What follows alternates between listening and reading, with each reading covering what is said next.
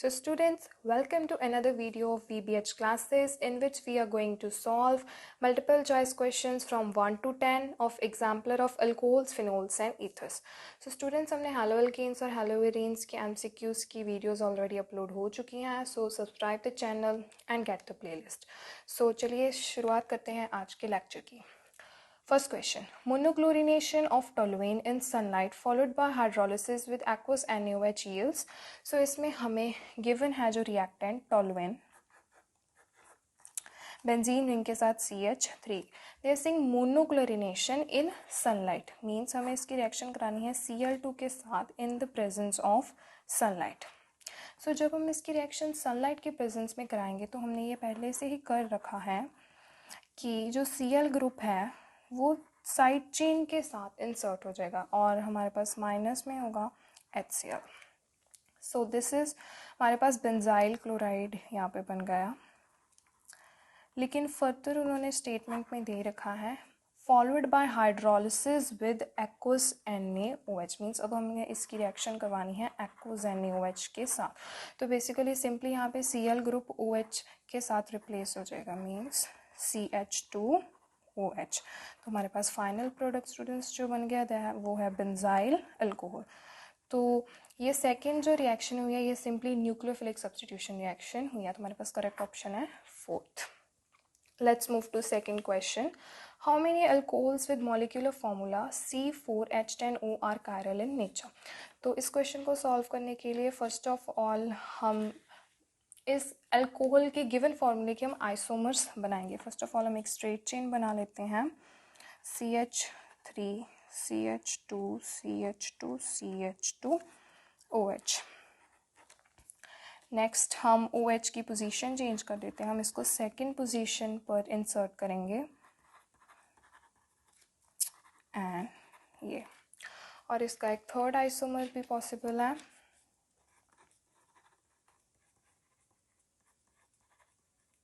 Tertiary 3 degree alcohol. तो ये हमारे पास 1 डिग्री है बेसिकली, ये 2 डिग्री है और ये 3 डिग्री है. अब हमें चेक करना है कि इनमें से कौन सा कंपाउंड कायरल है. तो स्टूडेंट्स हमने पिछली वीडियोस में भी डिस्कस कर रखा है कि कायरल कंपाउंड कौन से होते हैं. वो कायरल कंपाउंड होते हैं जिनमें कोई ऐसा कार्बन हो जिसके साथ चारों बॉन्ड्स में कोई भी डिफरेंट एटम लगा हो, कोई भी डिफरेंट एटम लगा हो या कोई भी डिफरेंट ग्रुप लगा हो. So let's see first compound में तो हमारे पास ऐसा कोई कार्बन नहीं है क्योंकि सेम हाइड्रोजन 3 हाइड्रोजन लगे हैं, फिर 2 लगे हैं और फिर OH ग्रुप तो चलो एक डिफरेंट है लेकिन सेम 2 हाइड्रोजन है.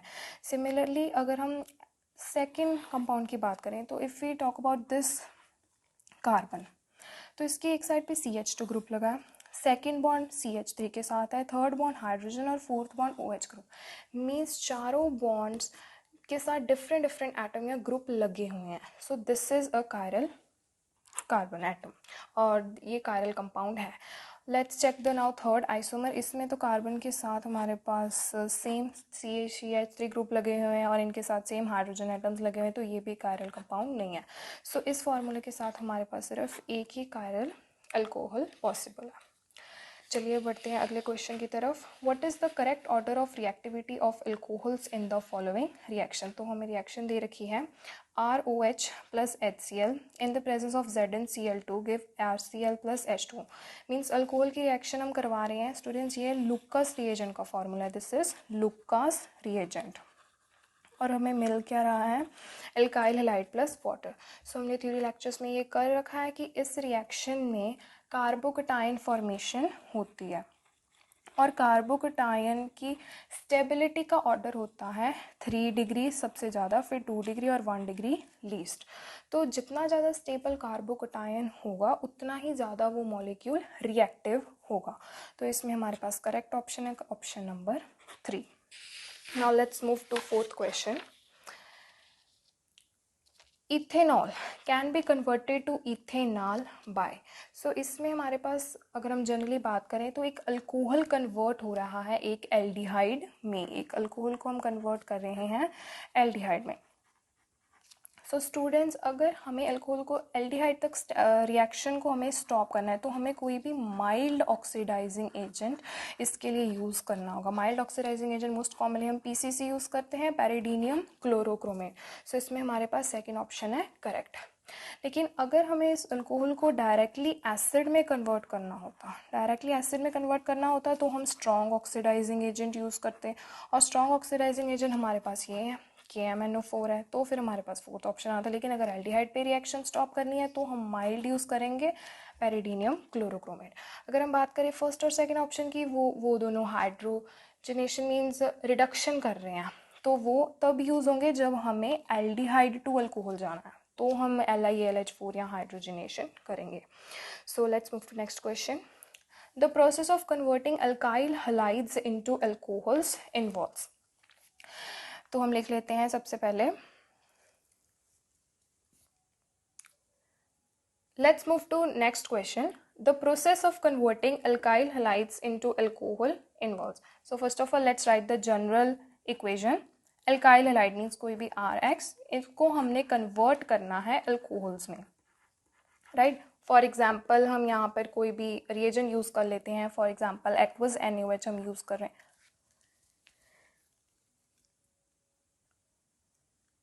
Now let's move to fifth question.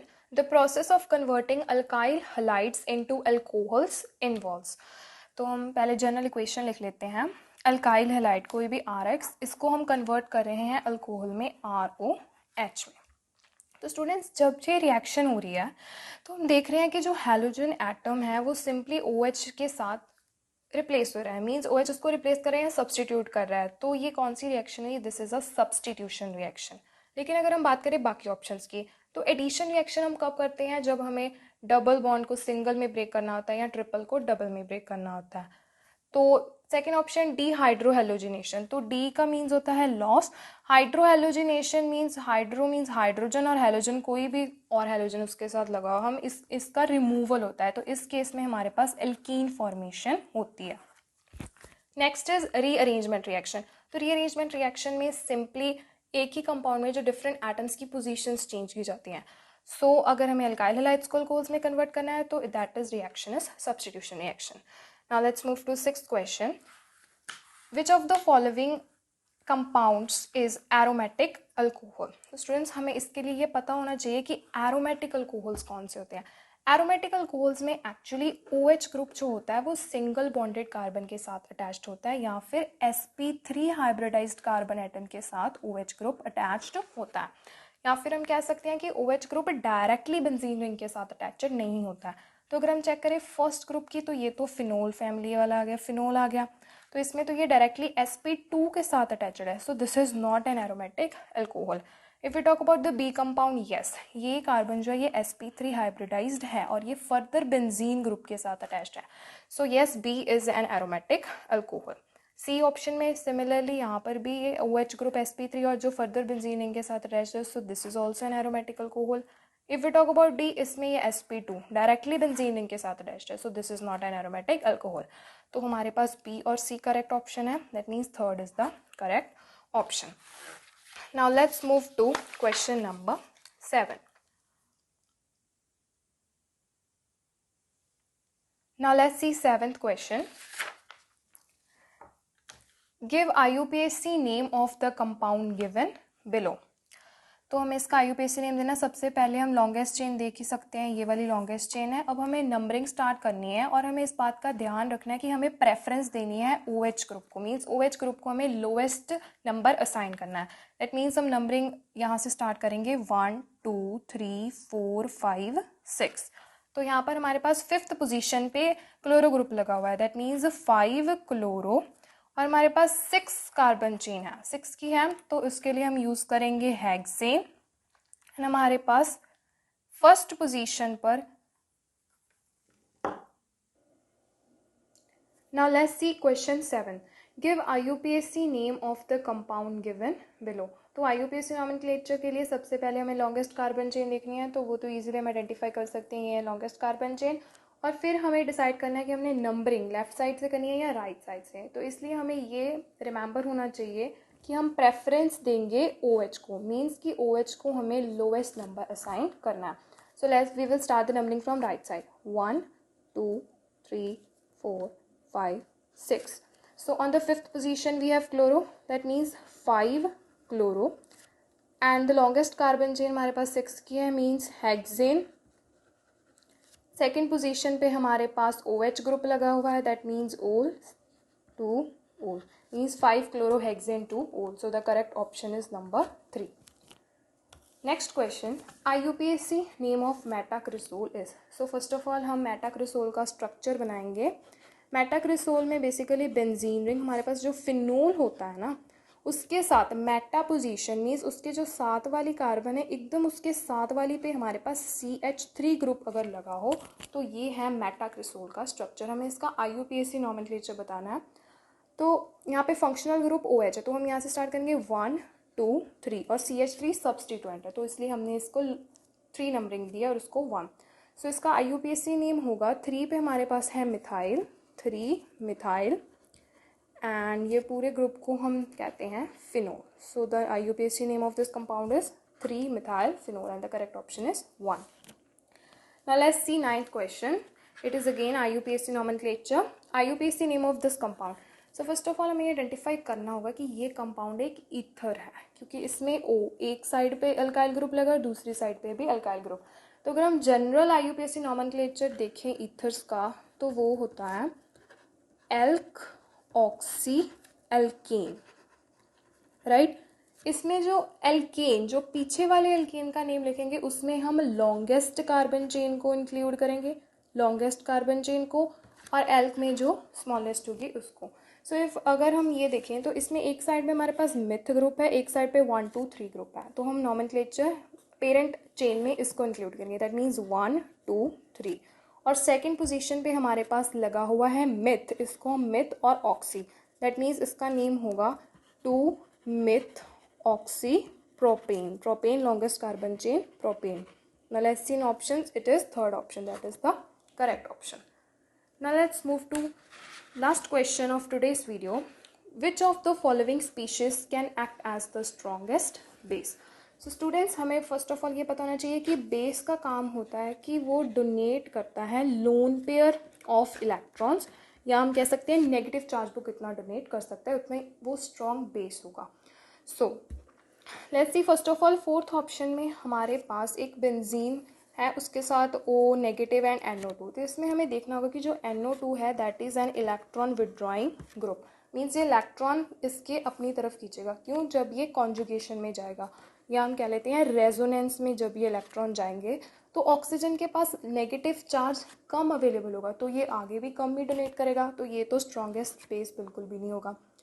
If we talk about the third option में, तो इसमें भी बेंजीन रिंग के साथ ही हमारे पास O नेगेटिव है, बस इलेक्ट्रॉन विड्रॉइंग ग्रुप नहीं है, लेकिन फिर भी ये जो है इसके साथ रेजोनेंस में तो इन्वॉल्व होगा, मीन्स यहाँ पे लेस अवेलेबल होगा, इसकी डेंसिटी डिक्रीज हो जाएगी, तो वो डोनेट भी इतनी अच्छी तरह से नहीं कर पाएगा, तो ये भी स्ट्रॉन्गेस्ट बेस उतना नहीं होगा. Now let's compare OH negative and OR negative. तो इसमें अगर हम बात करेंगे R, तो R क्या है? Alkyl group. और अल्काइल ग्रुप्स जो होते हैं वो एक बहुत ही अच्छे इलेक्ट्रॉन डोनेटिंग ग्रुप होते हैं. अब जितने ज़्यादा इलेक्ट्रॉन उसको डोनेट करेगा उतना ही ज़्यादा वो आगे ऑक्सीजन फर्दर डोनेट कर पाएगा, दैट मीन्स ये होगा सबसे अच्छा बेस. लेकिन हाइड्रोजन तो ऐसे इसको डोनेट नहीं कर सकता, बट R कर सकता है. सो the correct option is second. So this is the end of today's lecture, and subscribe the channel for getting next videos of question 11 to 12, and then we will discuss type 2 questions as well. So this much for today. Thank you.